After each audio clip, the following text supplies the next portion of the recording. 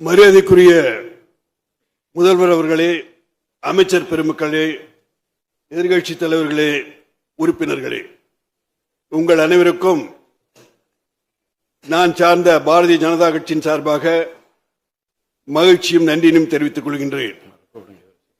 இன்றைய தினம் பேரவைத் தலைவராக தேர்ந்தெடுக்கப்பட்டிருக்கின்ற அனுபவம் மிக்க மரியாதைக்குரிய ஜேசிடி பிரபாகரன் அவர்களுக்கும், துணைத் தலைவராக தேர்ந்தெடுக்கப்பட்ட ரவிசங்கர் அவர்களுக்கும் எங்களது கட்சியின் சார்பாகவும் என தனிப்பட்ட முறையிலும் எங்களது வணக்கங்களையும் வாழ்த்தினையும் தெரிவித்துக் கொள்கின்றேன்.